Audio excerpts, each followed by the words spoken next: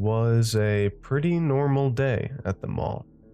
I'd just finished a meal at the food court that was a little underwhelming, and was aimlessly wandering the place, trying to decide what store to peruse next. Unsure, I thought I'd wash down that dry sandwich I'd just had with a soda. But, as I stood at the vending machine, going back and forth in my head over what exactly it was I wanted to drink, I noticed it. A small, almost imperceptible gap behind the machine. I only noticed it because the gap between the vending machine and the wall was itself so unnaturally large. It almost looked like a hallway going deep into the heart of the mall.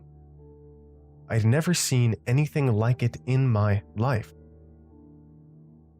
Well, I was bored and looking for something to do, so I waited until no one was looking this way, and then I squeezed myself behind the machine and turned the corner, stepping into the corridor. The passage was narrow, both of my shoulders just barely scraping by, and was very dimly lit. In fact, it seemed a little odd to me that there was lighting here in the first place. Some dim, flickering office building type light fixtures dangling above. The walls were lined with peeling off-white paint, and old posters that seemed to date back decades. I stopped and admired a couple as I was walking along. One said, "Repent for the sins, eat the vitamins." Kind of a forced catchphrase, I thought, but if it ever helped anyone get their vitamins in, well, I kept on walking. It stretched on far longer than I anticipated, curving slightly as if winding around an unseen center. The deeper I went, the thicker the atmosphere became, stale and thick with the scent of dust and something else, something faintly metallic. Finally, the tiny corridor opened into a vast expanse of space that, quite frankly, defied logic. It looked like an unoccupied office space, but unlike any I'd ever seen before. The fluorescent lights buzzed overhead, their relentless glow illuminating row upon row of empty desks and chairs. The space was devoid of life, of personal touches of any kind. It was like the desks and chairs had been copied and pasted all throughout my visual field. It was like I'd stepped into a photograph of a creepy old office from the 1940s or something, frozen in time and dead. After soaking in the place for a few moments, I called out, "Hello?" and listened as my voice echoed back to me, multiplying until it finally fizzled out. It was then I realized where I was, what had happened here. Somehow, I had stumbled into the back rooms, those mythical liminal spaces discussed across internet forums and social media, supposed thresholds between our world and another far stranger one. I remember watching some CGI animated videos that were supposedly depicting backroom areas on YouTube that were pretty cool. But honestly, the place I found myself in now was much less interesting and much more eerie than some of the stunning works of art I'd seen online. As panic began to set in, I spun around, about to sprint my way back out of this place and to the vending machine without another second's thought. But the corridor, the hallway out of here I'd seen, was gone. Just a flat, empty wall behind me. Not even a trace that anything was ever there to begin with. I was trapped. Frozen for a moment, I suddenly realized I had my phone with me. I fished it out of my pocket and unlocked the screen. Crap. Not only did my battery only have about 20%, but there was no service. I tried to make a call anyway, hoping maybe I'd be able to connect to something. But it wasn't meant to be. I just couldn't believe it. I slipped the useless brick of a phone back into my pocket, and after standing around for probably way too long, I took the only option I seemed to have and began walking straight ahead, deep into the maze. 4 hours that stretched into what I could only imagine were days. I wandered essentially aimlessly through the fluorescent labyrinth. The sheer vastness of this place was mind-numbing, with corridor after corridor unfolding before me, each one indistinguishable from the last. The relentless hum of the overhead lights became a constant companion, their bright, unforgiving glow casting long, eerie shadows that seemed to flicker and dance just at the edges of my vision.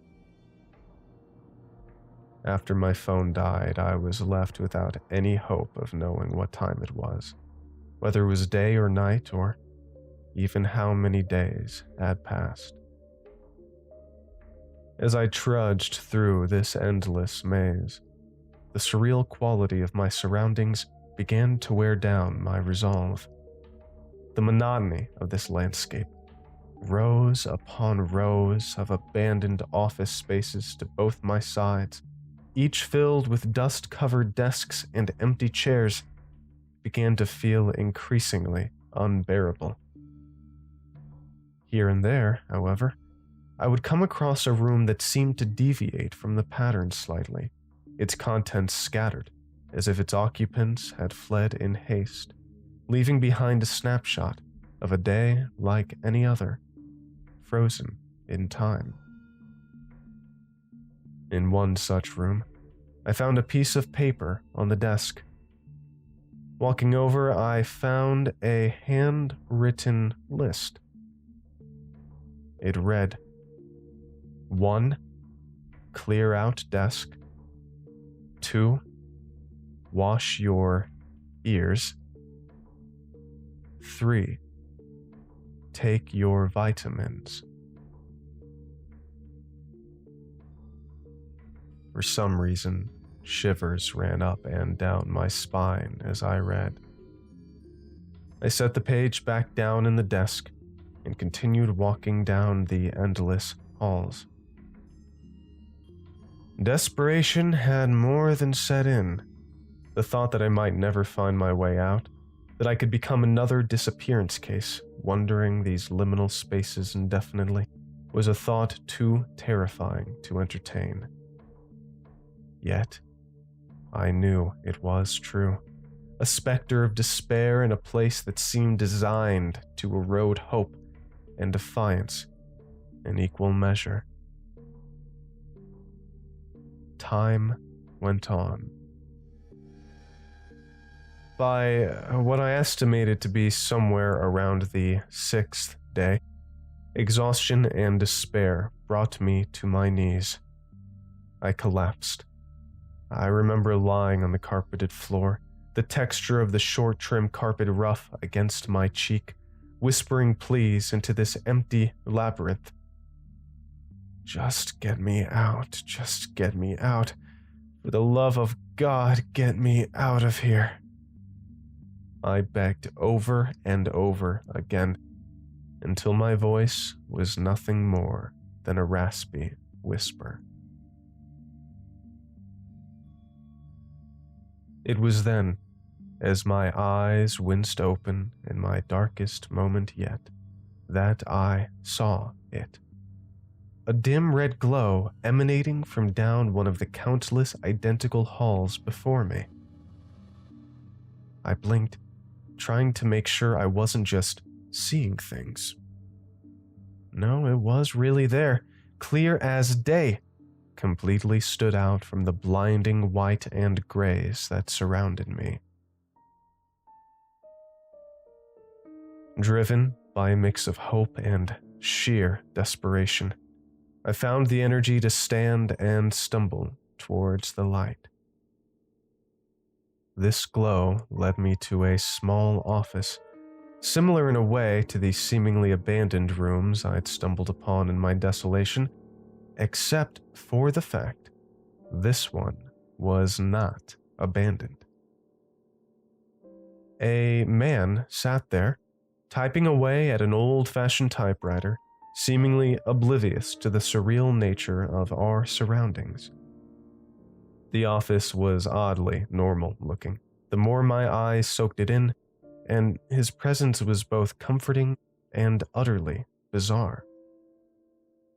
He seemed to be a typical, ordinary man, middle-aged, bald, stocky, glasses, typing away in the back rooms as if it were the most natural thing in the world. I was so shocked looking at this scene that I found myself just standing there with my mouth hung wide open. When he finally locked eyes with me, there was only a quick nod of acknowledgement, his demeanor oddly nonchalant, as if my sudden appearance in his office was an expected, even mundane event in his day. He kept on typing away. His desk was cluttered with papers, along with the old, dust-covered typewriter that clacked away under his fingertips. He was really engrossed in whatever he was typing. I took a step or two towards his desk. I began to talk, trying to tell him how thankful I was to have found someone, and that I was in deep need of help, but he quickly raised a hand and spoke a stern, "Shh, just a minute," cutting me off. I shut my mouth and stood there, still just as confused, as he typed away for what seemed like an eternity. At some point, he nodded down towards a little office chair, and I sat down. As I looked around the office, I realized it looked very, very lived in. There were family photos on the desk, a coffee mug with a faded logo, and bookshelves behind him crammed with an eclectic mix of books and sports memorabilia. It felt oddly homey, a stark contrast to the sterile, unending corridors just outside the doorway. Suddenly, he stopped typing and looked me straight in the eye. Yeah, I know," he started, as he swiveled around in his chair and started looking through his bookshelf. "I got your petition last night and have been working on nothing else since. I've been typing up the proper paperwork all night for you, alright? So you just relax yourself and try not to distract me if you can. Your processing is almost finished." I opened my mouth to reply, but I couldn't find a word to speak. My mind ran past the past several days, but I could only pull up the endless, sprawling, labyrinthine trap I'd found myself in. I most certainly didn't submit any petition. Who in the world would I have sent a petition to, anyways? None of this made a lick of sense. The man's words were as perplexing as the literal existence of the back rooms themselves. Eventually, he grabbed a leather-bound book off the shelf and swung back around, slamming it atop his desk. He flipped it open to reveal it wasn't actually to be read, but was a cleverly disguised container. In the cavity cut deep into the pages of the inside of this book, the man pulled out a bulky, old cell phone, an old model from the early 2000s. He pulled it out and yanked on the antenna until it was well over 3 foot long, towering so high it almost touched the ceiling. I almost laughed at the sight of the thing. It looked so ridiculous. I don't think I had ever seen, even on one of those old ones, a cell phone antenna that huge. Well, he punched a number into the pad and held it to his ears. I could barely hear the sound of ringing from the other end, and then he spoke. Hello? Yeah, it's Roger. Yeah, well, another one fell in. Again, yep. Yeah, I know. I know, he's sitting right here. Well, I don't think he's going anywhere. Huh? How soon? Ah, yes, that'd be great. Thanks. All right. Bye-bye. He clicked a button and collapsed the antenna surprisingly fast. He then turned his attention back to me with a smile that didn't quite reach his eyes. All right, good news. Someone will be here to pick you up in just a few moments, so you just sit tight, relax, and I bet you're probably a bit thirsty, aren't you? Haven't had anything to drink in quite a while, he asked, his tone shifting to something softer, almost compassionate. At the exact moment I began to nod a yes, a glass filled with what appeared to be orange juice seemed to appear in his hand, and he set it down on the desk. Then, right next to the glass, he placed a small pill-like object. And here's a little vitamin C pill to kickstart the system, he said with a wink. I initially picked it up, but as I held it in my hand, a sudden rush of adrenaline shot through my system. I felt uneasy about this. Well, come on, you gotta take the vitamin if you want to have the strength to leave, he said, a little pushy. His insistence that I take this vitamin felt a little disturbing. I think there's probably a decent amount of vitamin C in this orange juice, I began, lifting the cup to my lips. I don't think I need the vitamin, but thanks anyway. His half smile turned to a stern grimace. He looked to his desk and then back up to me. All right, I'll just tell you. If you don't take that vitamin, you are not going to be leaving this place. And I know you want to leave this place. So, will you please, for your own good now, take the vitamin C? I felt a sharp pain in my chest, an inability to digest his words. Was he being serious? There was something seriously wrong with all this, I knew. And for a moment, I was about to throw the drink in his face and run out of there as fast as I could. But then I felt my aching muscles, and the breath I could hardly keep moving through me. I was in no physical shape to fight this, and plus, this guy was really my only hope. I knew that if I ditched him and ran out of here, I would most likely be running straight into the arms of death. I had no choice. Reluctantly, I took the vitamin. He seemed pleased, a smile immediately returning to his lips, and said, very good, very good. You just relax now, as I finish up the last little piece of your paperwork. You'll be out of here very soon now, very soon, as far as you're concerned. I just nodded, as a wave of lethargy seemed to permeate through my limbs. I remember leaning down and back into the chair, which was suddenly feeling oddly comfy to me, as I let my eyes relax and close. The details of what followed are quite hazy, a blur of half-dreams and dark emptiness that seemed to take over. I seemed to lose consciousness.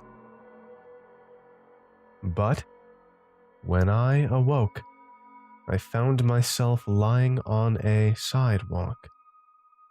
It was the middle of the night, and as I sat up, looking around trying to make out where in the world I was, I found I was just outside the mall, the sounds of the city night bustling around me.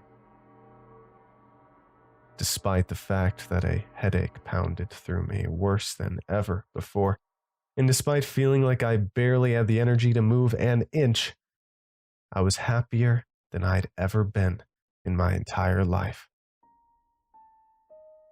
I was finally free. I actually made it out of there alive. That itself almost felt like a dream. It took a while, but when I got back to my apartment, I found my mom was somehow inside, along with my landlord.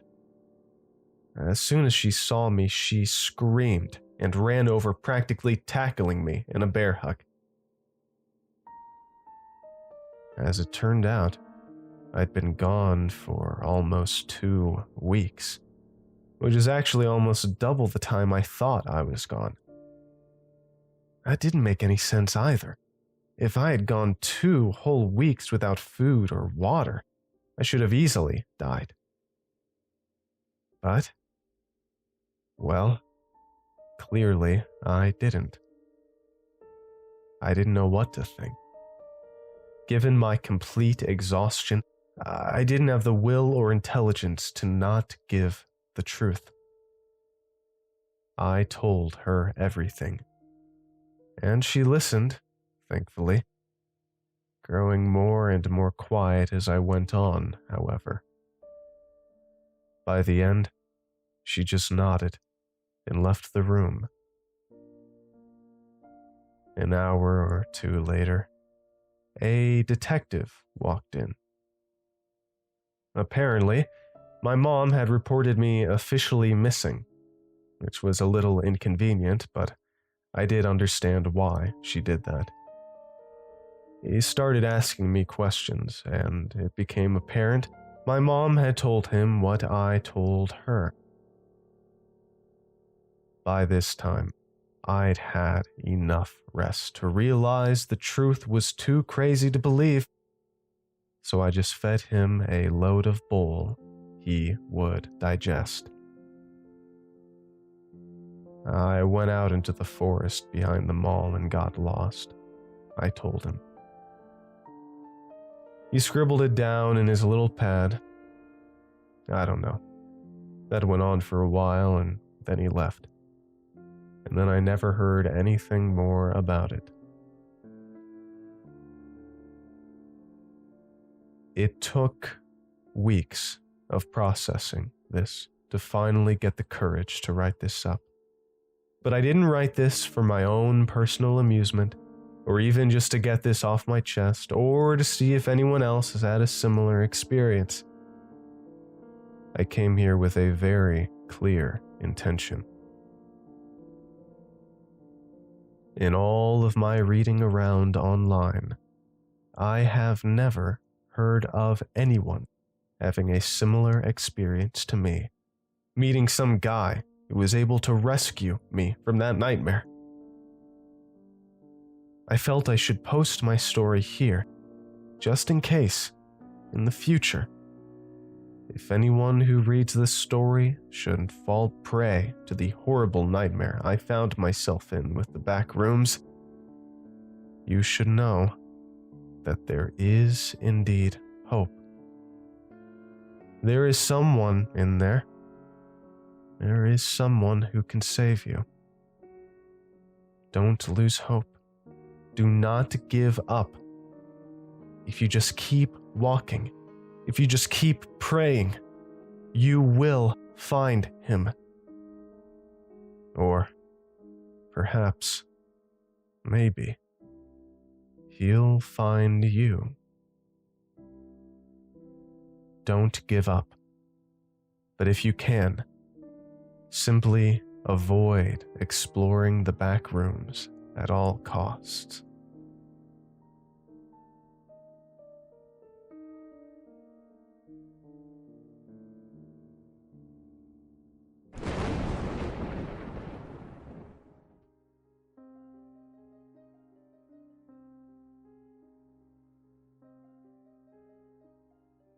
Well, thank you for listening to tonight's episode of ClancyPasta. I really hope you enjoyed. Let me know your thoughts in the comments below. Subscribe or follow if you haven't already. Give the video a like. And if you're listening on any podcasting platform, you can always go to youtube.com/ClancyPasta to get new episodes first. And huge thanks to all of my patrons and YouTube supporters. And shout out to Sly Angle, who let me know that in the last video when I read out the $5 and up patron thanks and updated the end scroll credits, that I actually missed a few of my supporters. I was really confused by this. I guess I must have accidentally clicked something in the settings when I was compiling the list that left a few people out, but regardless, I went back through, and so I'll just quickly read them off. Huge thanks to Sly Angle, Guile, I probably mispronounced that, I'm sorry, Guile, and Jared B, and DC Devin Live. I've also updated some credits in the Ghoul section, which is the $2 and up. So seriously, thank you all so much for your support. Apologies about screwing up the end scroll credits, but hey, you know, I got them updated. If there's any topic you'd like to see covered, like, you know, this was about the back rooms, if you have any other general ideas for story topics or genres or anything you'd like me to cover, feel free to put it in the comments down below. Okay, I really, really hope you enjoyed, and I will talk to you all very soon. Have a great night, everyone. Cheers.